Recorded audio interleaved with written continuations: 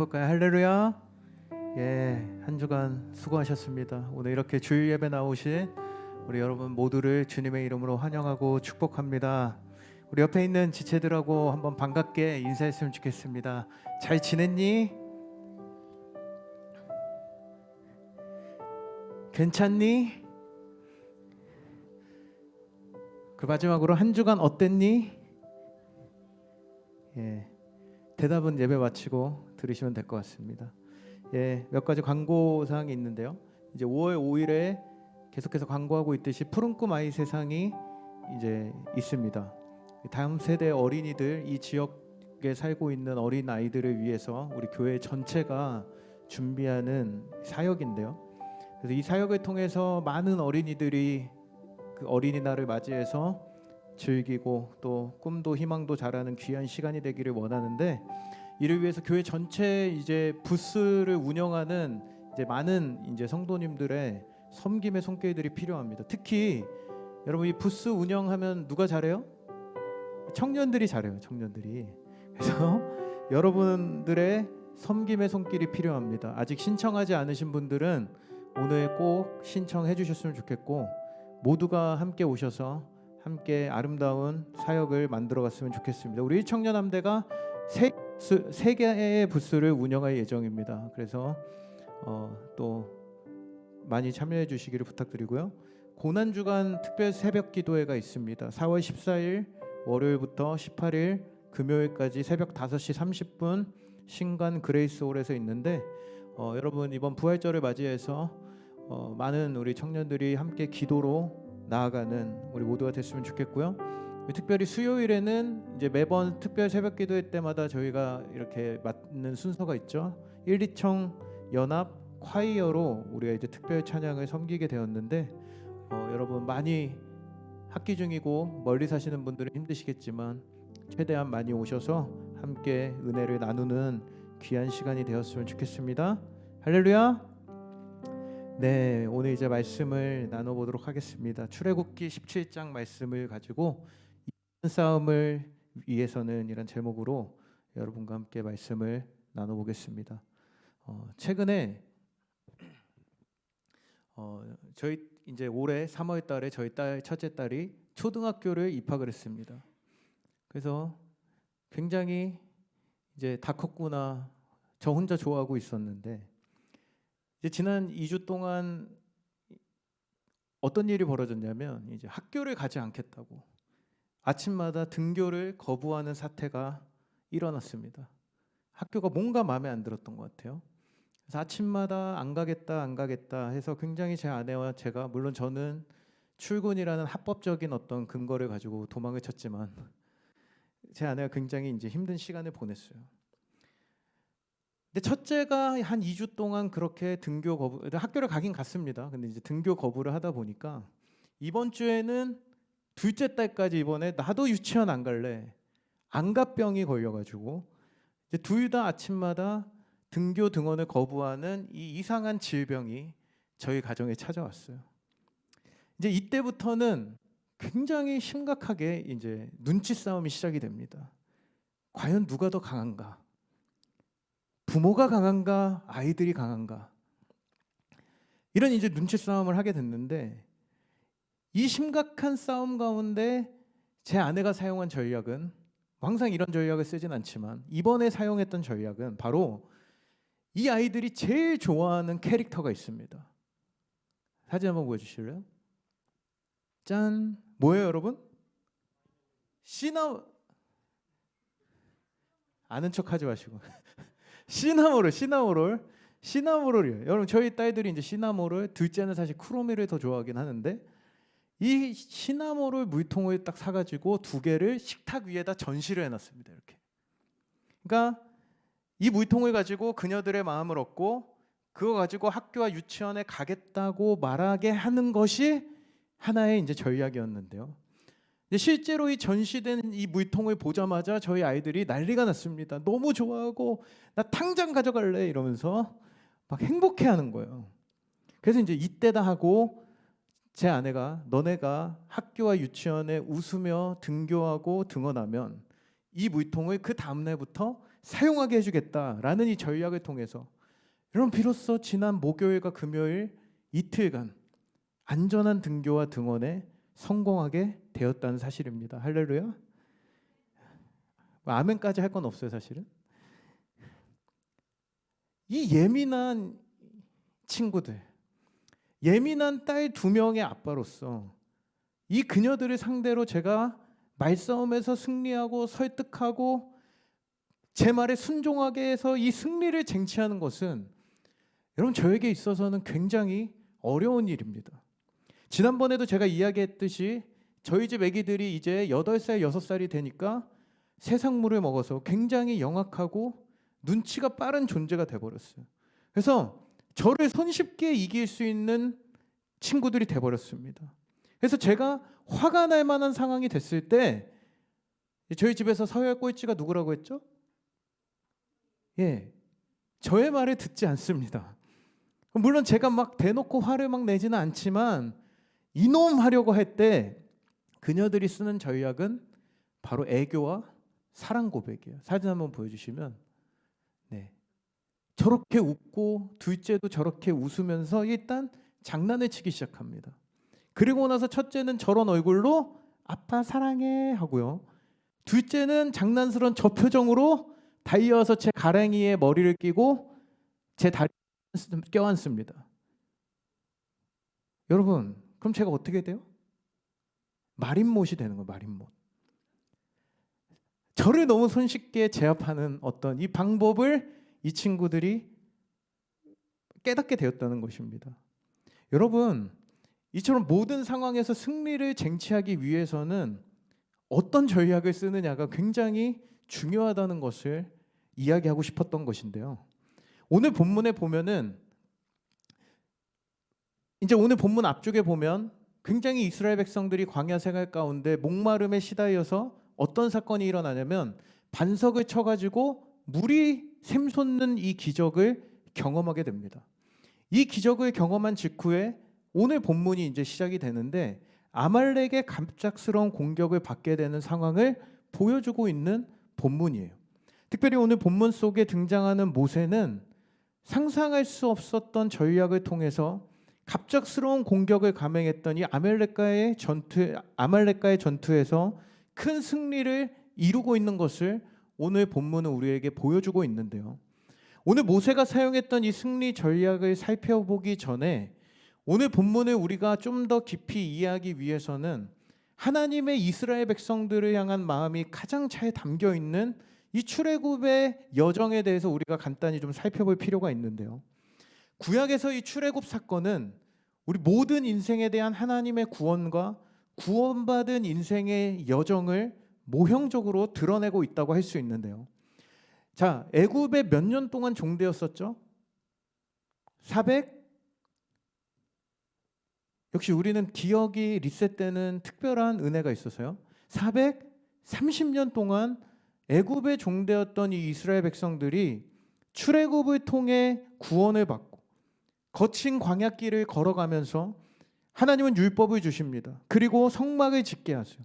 그리고 그곳에서 하나님을 향한 예배가 시작이 되고 하나님께서 그곳에 임재하신 사건들까지 하나님의 우리 인류를 향한 구원과 구원받은 백성의 삶에 대한 모형이 바로 이 출애굽의 여정 가운데 광야 생활 가운데 선명하게 나타나고 있다고 할 수 있는데요. 이 여정 가운데 가장 핵심적인 전쟁 사건 중에 한 가지가 바로 출애굽 직후에 마주했던 홍해를 건넌 사건입니다. 우리가 그냥 홍해를 건너갔다라고 생각할 수 있지만 이때에는 여러분 한 가지 성경을 보면 어떤 일이 일어납니까? 홍해가 갈라져서 건너가는데 뒤에 누가 쫓아와요?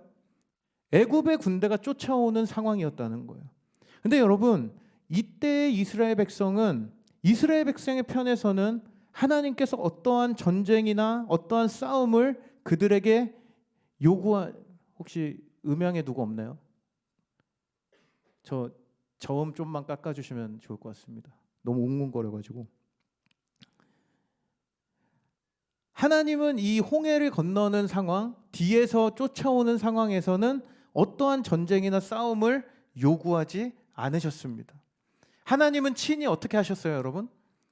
하나님의 기적을 통해 쫓아오는 애굽의 군대를 바다의 한가운데 수장시키셨다는 거예요. 이 홍해 사건의 특징은 이스라엘의 어떠한 대응이나 전략이 필요하지 않았다는 겁니다. 그저 하나님의 능력에 전적으로 의존하면 되는 전쟁이었다는 거예요. 성경에서 여러분, 이 홍해 사건은 무엇을 의미합니까?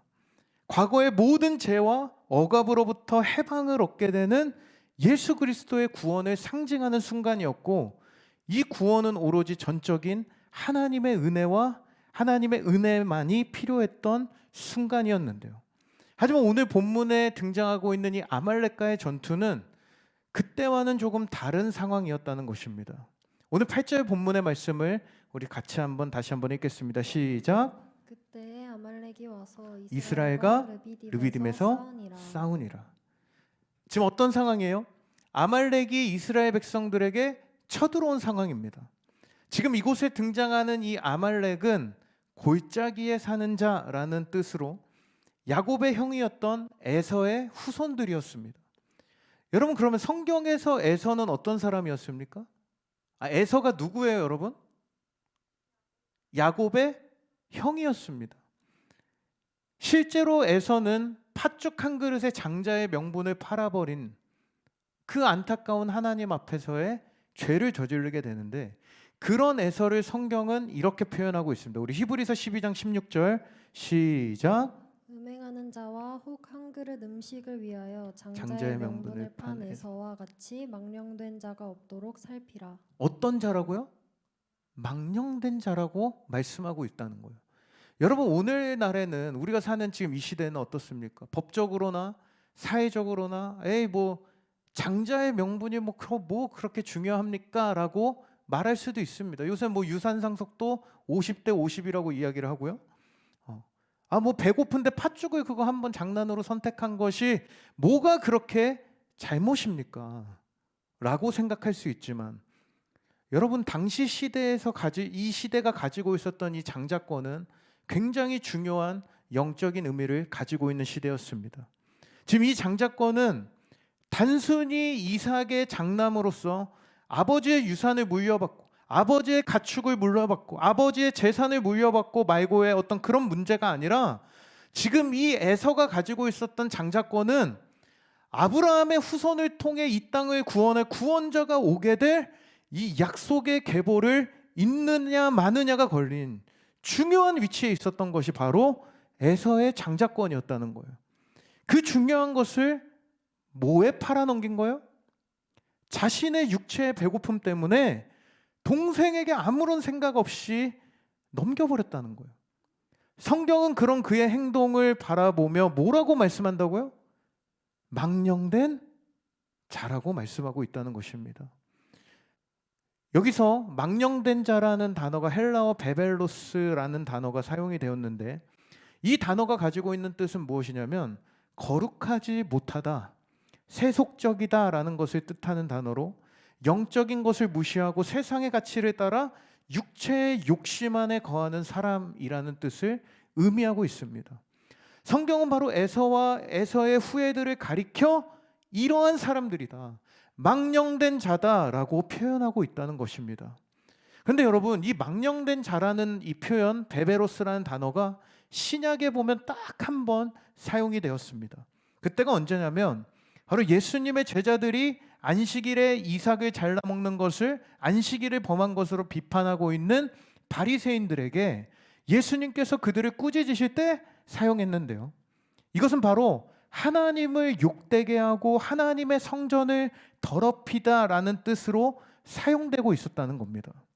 성경에서 실제로 아말렉이라는 이 존재는 망령된 자 에서의 후손으로 하나님의 구원을 업신여기고 하나님의 백성들을 공격하며 약속의 땅으로 향하는 백성들의 발걸음을 방해하고 그들의 삶을 영적인 삶에서 분리시켜 세속적이고 하나님을 욕되게 하는 삶을 살도록 하는 역할을 감당하는 존재들이었다는 거예요. 여러분, 다시 한번 정리를 하면은 바로 첫 번째, 애굽의 군대가 쫓아오는 상황 가운데서 그들을 홍해 바다에 수장시키셨던 이 사건은 우리 그리스도인들의 구원을 상징했다면 아말렉 군대의 공격은 구원받은 백성들의 삶 가운데 무수히 일어나게 되는 세상의 공격들을 의미한다라고 할 수 있는데요. 사랑하는 여러분, 우리들이 살아가는 이 시대, 여러분의 삶의 현장 가운데 이 아말렉은 언제나 어디에나 존재합니다. 우리 영혼의 내부에도, 우리 마음 가운데, 우리 삶의 현장에도 동일하게 이 아말렉과 같은 군대는 존재하고요. 그들이 우리를 공격하여 하나님으로부터 멀어지게 만든다는 거예요. 내면의 상처들, 우리의 교만한 마음들, 우리의 영적인 무관심, 세상으로 향해 있는 마음들, 우리 안에 낮아져 있는 자존감과 두려움으로 인해 무너져 내리는 이 마음들을 포함해서 우리를 유혹하고 있는 세상의 것들, 물질, 성적인 유혹, 다양한 중독, 생각지 못한 실패와 질병과 여러분이 속해 있는 그 대학과 직장의 공동체 안에 존재하고 있는 다양한 세속적인 문화들, 여러분 이러한 모든 것들, 이 아말렉의 공격은 바로 우리를 하나님 앞에서 하나님의 임재와 함께 걸어가지 못하게 하는 결정적인 요인들로 작용하고 있다는 것입니다. 오늘 본문에도 보면 이러한 공격이 어떤 사람들에게 향하고 있는지를 성경이 우리에게 보여주고 있는데요. 오늘 아말렉 공격의 특징을 살펴보면 우리 신명기 25장 17절에서 18절의 말씀을 같이 한번 읽어보겠습니다. 시작. 너희는 애굽에서 나오는 길에 아말렉이 내게 행한 일을 기억하라. 곧 그들이 너를 길에서 만나 내가 피곤할 때 내 뒤에 떨어진 약한 자들을 쳤고. 여러분 지금 어떤 자들에게 이러한 공격이 찾아오고 있다고 말씀하고 있습니까? 내 뒤에 떨어져 있는 약한 자들이라고 말씀하고 있다는 거예요. 여러분 실제 전시 상황에서도 정면 충돌을 선택하는 경우는 많지 않습니다. 상대를 분석하고 가장 약점으로 느껴지는 곳을 공격하게 돼요. 우리나라 국가대표 축구 경기가 최근에 2번 경기가 있었죠. 2번 경기를 하면서 2번 다 무승부였죠. 여러분 제가 이만큼 축구에 대한 관심이 사라질 정도로 요새 참 축구가 약해졌습니다. 근데 축구 경기에서의 핵심은 서로가 서로의 약점을 분석해서 가장 연약한 곳이 어디인가, 상대팀의 가장 연약한 수비 라인이 어디인지를 보고 끊임없이 그곳을 두들겨 마침내 골을 만들어낸다는 것인데요. 이번에 우리나라 김민재 선수가 부상으로 국가대표 차출을 하지 못했습니다. 김민재가 오지는 않았지만 여러분 만약에 김민재가 서 있는데 김민재와 정면 승부를 보려고 하면 어떻게 됩니까? 우리나라는 너무나 손쉬운 승리를 거머쥘 수 있게 된다는 거죠. 왜요? 김민재 너무 잘하잖아요. 너무 강력한 수비벽이기 때문이죠. 김민재를 놔두고 공격할 방법을 찾아야 되는데 그러지 않을 때 우리는 너무나 쉽게 손흥민과 이강인이 골을 넣게 된다는 건데요. 근데 지금 아말렉에 지금 공격했던 사람들은 이스라엘 백성들 가운데 어떤 사람들이었다고요? 가장 피곤하여 뒤에 떨어져 있는 약한 자들을 공격하고 있었다고 이야기합니다. 아마도 광야길을 오랫동안 걸어가다 보니까 저는 이제 동네 한 바퀴만 걸어도 이제는 무릎이 시큰거리는 굉장히 안타까운, 아직 어린데, 근데 여러분 당시에 이 딱딱한 그 돌바닥, 광야 같은 그 광야길을 그 남학신 스타일의 패션과 함께 흙바닥을 계속해서 밟으면서 행군을 했다면 물론 많은 사람들이 굉장히 피로감을 느낄 수 있었겠지만 대부분 여기서 말하는 연약한 자들은 젊은 남성 성인들이 아니라 후미로 밀려나는 연약했던 여성들과 아이들과 그리고 늙은 사람들을 말하는 것이었습니다. 그런데 지금 그들이 맨 뒤로 밀려나 있었다는 것은 여러분 이것이 의미하는 영적인 의미는 무엇이었을까요? 여기서 한 가지 우리가 살펴봐야 될 것은 당시 이 광야에 출애굽한 이스라엘 백성들이 행진하고 행군하는 그 행진 대열에서 그들의 대열에 맨 앞에 존재하고 있었던 한 가지가 있었어요. 여러분 그것이 무엇일까요? 출애굽기 13장 21절 같이 읽겠습니다. 시작. 여호와께서 그들 앞에서 가시며 낮에는 구름 기둥으로 그들의 길을 인도하시고 밤에는 불 기둥을 그들에게 비추사 낮이나 밤이나 진행하게 하시니 누가 대열의 맨 앞에 존재하고 있었다고요? 여호와 하나님께서 그 대열의 맨 앞에 무엇으로 존재하셨어요? 구름 기둥과, 제가 지금 잘 말하고 있는 거 맞죠? 구름 기둥과 불 기둥으로 존재하고 있었다는 거예요. 여러분, 다시 말해 지금 이 행진의 대열의 맨 뒤에 서서 걸어가던 사람들에게 이러한 공격이 이루어졌다는 것은 바로 하나님의 임재와 영광과 인도하심의 상징이었던 구름 기둥과 불 기둥으로부터 가장 멀리 떨어져 있었던 자들에게 이 공격이 이루어지고 있었다는 것을 의미한다는 겁니다. 여러분, 앞서 제가 이야기한 것과 같이 우리를 향한 아말렉의 영적인 공격은 우리가 하나님과 조금이라도 멀어진 순간에 우리도 모르는 사이에 찾아온다는 것입니다. 아까도 얘기했지만 수많은 우리가 살아가는 삶의 환경 속에서 어떻게든 하나님과 함께하는 삶에서의 이탈을 하게 하기 위해 우리를 공격해 온다는 사실이에요. 우리가 영적으로 무뎌지고 피곤한 가운데 약해져 있을 때, 우리가 하나님과 밀착하여 동행하지 않을 때, 우리가 하나님의 임재와 멀어질 때, 하나님이 잊혀진 삶에서 우리는 언제나 이러한 공격 앞에 가장 취약한 존재가 될 수 있다는 것을 기억해야 한다는 것인데요. 그렇기 때문에 우리 안의 기본 전제는 날마다 하나님과의 연결됨을 삶의 디폴트 값으로 가져가셔야 된다는 겁니다. 여러분, 전기와의 연결이 끊어지면 어떻게 돼요? 이곳에 지금 전기와의 연결이 끊어지는 순간 모든 전원이 나가게 됩니다. 가전제품은 작동하지 않습니다. 그렇게 방치하면 어떻게 돼요? 먼지가 쌓여서 결국에 고장을 일으키고 사용할 수 없는 기계가, 볼품 없는 기계가 되어버립니다. 마찬가지로 우리가 영적으로 예배와 하나님과 매일의 삶에 하나님과의 연합에서 거리가 생길 때, 하나님과 접속되어 있지 않고 끊어지기 시작할 때, 우리는 이러한 공격을 당해낼 영적 싸움의 동력이 작동될 수 없는 존재가 된다는 것입니다. 사랑하는 여러분, 저는 오늘도 여러분이 이 예배를 통해서 하나님의 임재 안에서 다시 한번 승리를 경험하게 되기를 축원드립니다. 주님과 연결되는 모든 상황 속에서 믿음의 영적 동력이 작동돼서 믿음으로 분별하고 믿음으로 승리하는 삶으로의 회복이 있는 이 예배가 되기를 주님의 이름으로 축원합니다. 할렐루야. 오늘 하나님은 전적인 은혜와 구원으로 일하셨던 홍해 사건과는 다르게 이 광야와 같은 삶의 여정에서 찾아온 아말렉과의 전투에서 요구하신 부분이 한 가지가 있습니다. 우리 9절 말씀을 같이 한번 읽어보겠습니다. 시작. 모세가 여호수아에게 이르되 우리를 위하여 사람들을 택하여 나가서 아말렉과 싸우라. 내일 내가 하나님의 지팡이를 손에 잡고 산 꼭대기에 서리라. 여러분, 지금 이 전투의 특징은 무엇입니까? 하나님께서 홍해를 가르시고 애굽의 군대를 수장시키신 것처럼 구원의 역사를 믿고 그냥 하나님이 하실 일을 바라보는 것에서 끝난 것이 아니라 오늘 하나님은 명령하세요. 너희가 직접 참여하여 싸워야 한다는 것을 명령하신 전투였다는 것입니다.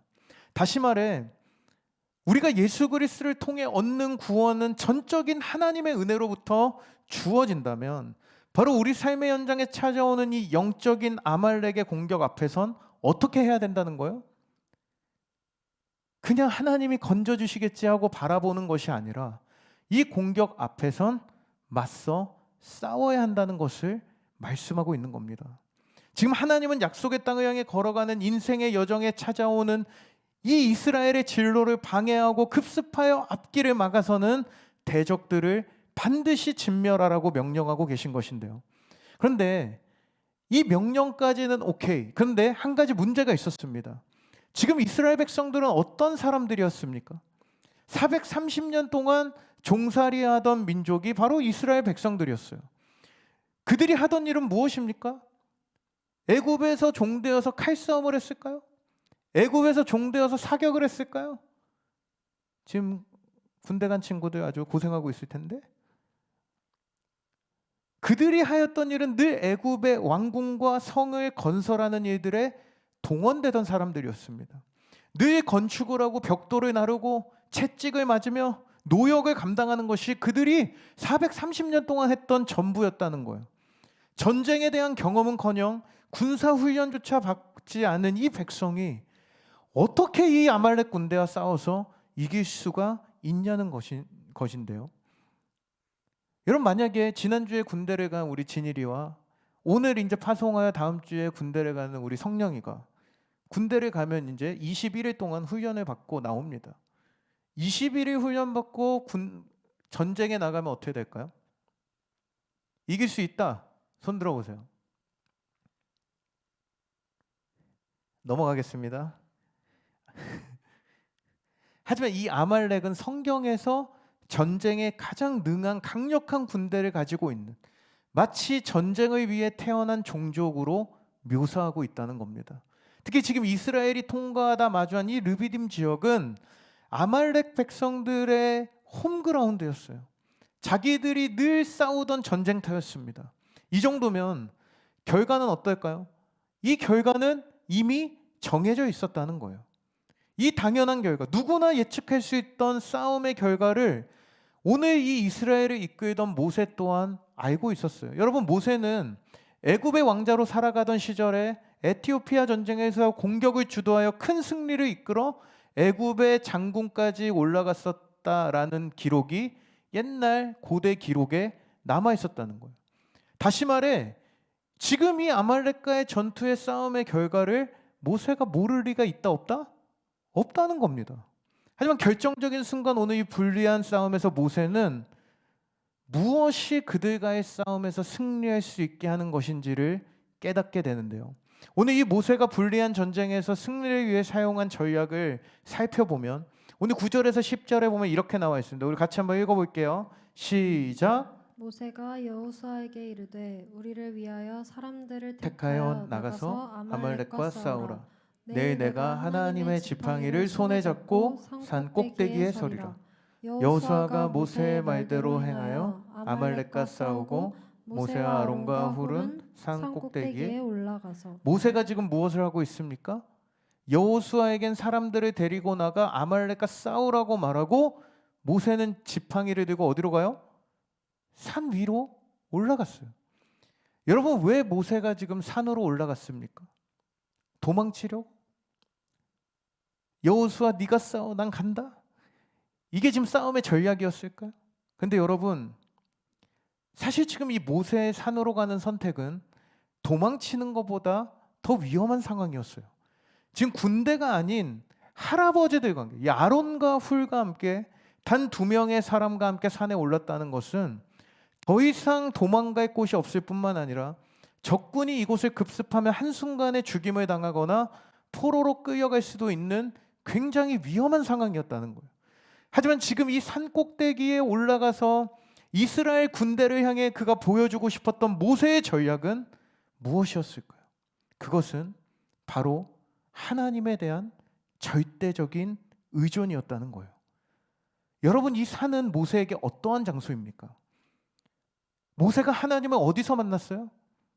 시내 산에서 자신을 만나주셨던 하나님, 산 위에서 떨기나무 가운데 불로 역사했던 하나님, 바로 그곳에서 하나님의 부르심과 약속을 받았던 하나님의 살아계심을 경험했던 산 위에 올라서 절대 열세였던 이 전쟁의 한복판에서 하나님 외에 승리가 없다는 것을 이 벼랑 끝으로 스스로를 내모는 행동을 통해 하나님에 대한 절대적인 의존을 표현하는 행동이 바로 오늘 이 산으로 올라갔던 모세의 행동이었던 것인데요. 열왕기상 18장에 보면 엘리야가 바알 선지자들과 전쟁하는 장면이 나옵니다. 누가 불을 내려주실까? 그들의 신인가 나의 하나님인가? 이 불을 누가 내려주실지에 대한 전투를 벌이는 장면에서 여러분, 불이 붙으려면 어떻게 해야 됩니까? 마른 장작에 불이 붙어요? 젖은 장작에 불이 붙어요? 질문 같지 않은 질문에서 죄송합니다. 당연히 마른 장작에 불을 붙여야 붙을 거 아니에요. 지금 왜 산불이 계속 퍼져가요?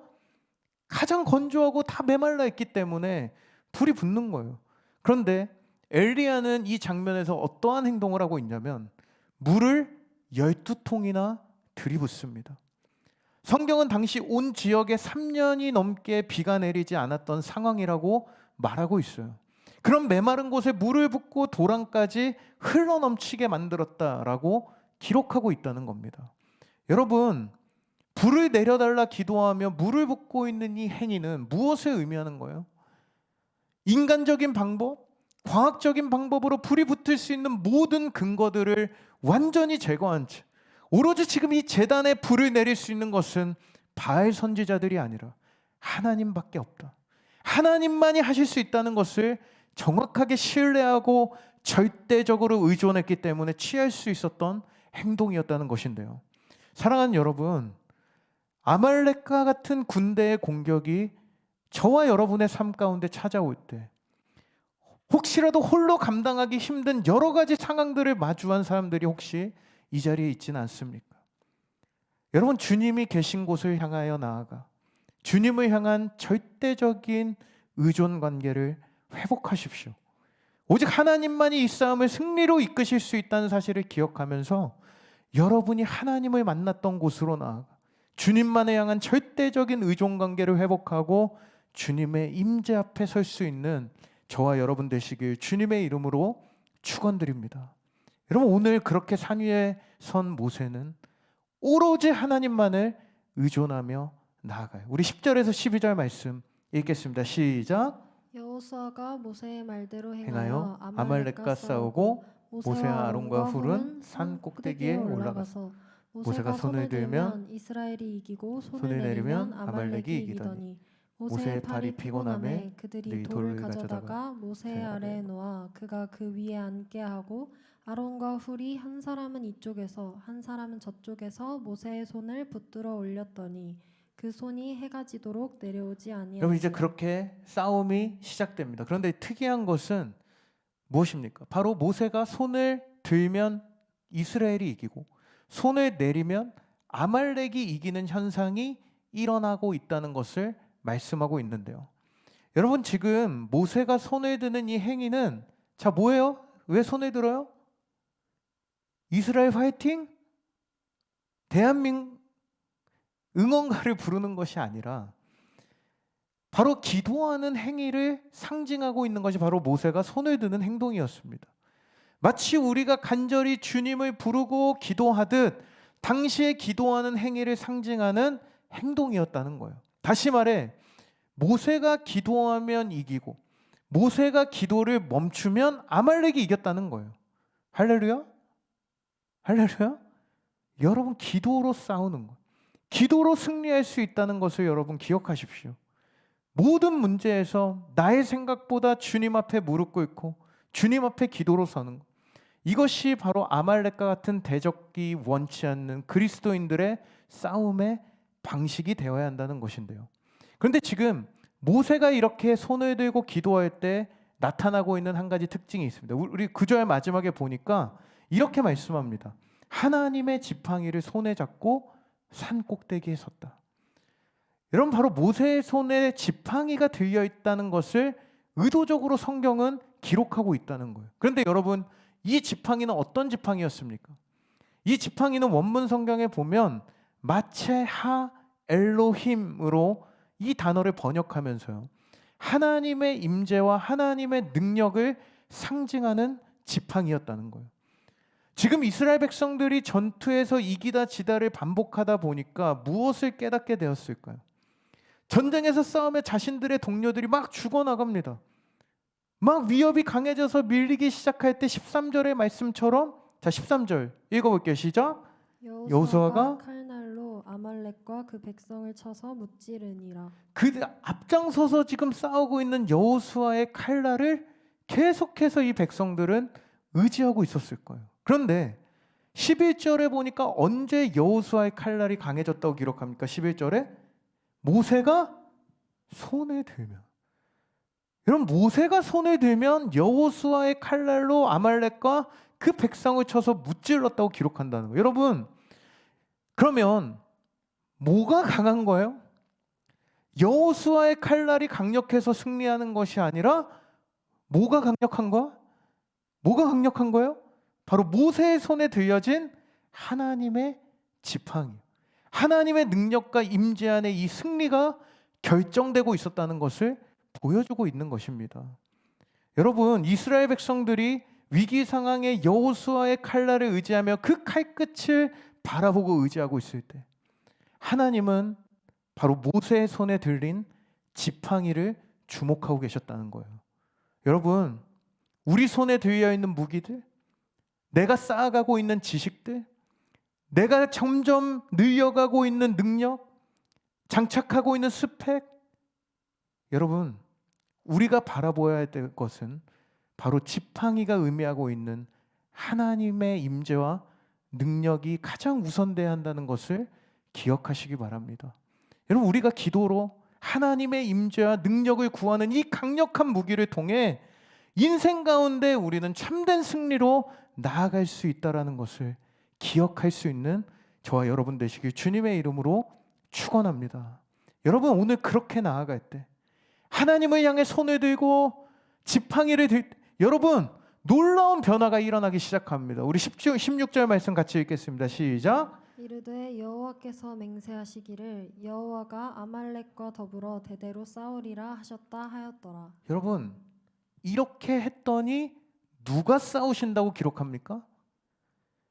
여호와가 아말렉과 싸우리라. 여러분, 오늘 이 전쟁, 오늘 이 싸움은 이스라엘과 아말렉의 싸움이 아니라 여호와와 아말렉의 싸움으로 뒤바뀌었다는 거예요. 바로 산 위에 서서 지팡이를 손에 들고 하나님의 임재와 하나님의 능력을 구했던 기도, 하나님을 절대적으로 의존하며 하나님의 임재와 능력을 구하며 산 위에 선 기도를 통해 오늘 이 싸움의 주체가 바뀌게 되었다는 것입니다. 바로 하나님이 앞서가셔서 승리하게 하시는 인생님. 여러분, 우리가 사는 시대는 어떤 시대입니까? 세상 속에 문화라는 이름으로 둔갑해 우리들을 공격하고 캠퍼스 안에 달콤한 유혹을 통해 하나님의 임재와 능력은 뒷전으로 밀리고 그저 세상의 모든 문화가 세상에게 패배하는 인생을 살 수밖에 없는 이 안타까운 시대를 우리가 살아가고 있다는 것입니다. 그런데 여러분, 그런 시대를 살아가고 있는 저와 여러분들, 그리고 이 땅의 모든 사람들을 향해 어거스틴은 이런 이야기를 했어요. 우리 같이 한번 읽어보겠습니다. 시작. 악은 존재하는 것이 아니라 선이 있어야 할 자리에 선이 없는 상태이다. 한 번만 더 읽어볼까요? 시작. 악은 존재하는 것이 아니라 선이 있어야 할 자리에 선이 없는 상태이다. 할렐루야. 여러분, 어거스틴은 마치 넓은 벽에 작은 구멍이 뚫려 있어도 그것이 여전히 벽인 것처럼 우리를 향한 죄의 공격들이 악의 지배가 아닌 선의 결핍으로 이해했다는 거예요.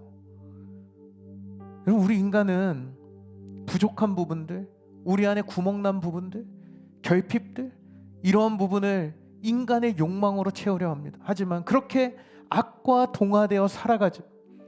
어거스틴은 이렇게 얘기한 거예요. 너희가 그런 연약한 너희가 악을 몰아내는 것에 집중하는 것이 아니라 그 자리를 선으로 채우기 위해 하나님을 더 깊이 사랑하고 하나님의 사랑으로 그 구멍을 채워가라 라고 조언하고 있다는 것입니다. 사랑하는 여러분, 오늘 모세는 아말렉의 공격 앞에, 절대적인 열쇠에 놓여 있었던 아말렉의 공격 앞에 승리할 수 있는 정확한 비결과 방법을 알고 있었어요. 그리고 오늘 그 승리 앞에 15절에 보면 모세가 제단을 쌓고 그 이름을 여호와 니시라 하고 기도로 악을 몰아내고 하나님의 임재와 능력으로 그 구멍난 자리에 선이신 하나님을 채워 넣었습니다. 그렇게 하나님께 예배의 단을 쌓고 여호와 니시, 승리의 깃발 되시는 하나님을 찬양하고 선포했어요. 여러분, 여러분의 삶의 현장에 여러분을 공격하고 있는 오늘 아말렉은 무엇입니까? 감히 감당할 수 없고 이길 수 없을 것만 같은 그 세상의 문화와 캠퍼스 안에 친구들 사이에 내가 속한 직장 그룹 안에 만연해 있는 이 세상의 풍조와 악함이 여러분의 마음을 어렵게 만들고 있지는 않습니까? 사도 바울도 에베소서 마지막에 이렇게 고백하고 있어요. 우리 10절 11절을 같이 읽어볼게요. 시작. 끝으로 너희가 주 안에서와 그 힘의 능력으로 강건하여지고 마귀의 관계를 능히 대적하기 위하여 하나님의 전신 여러분, 갑주를 아까의 입으라. 싸움에서 승리를 위해 가장 중요한 것이 무엇입니까?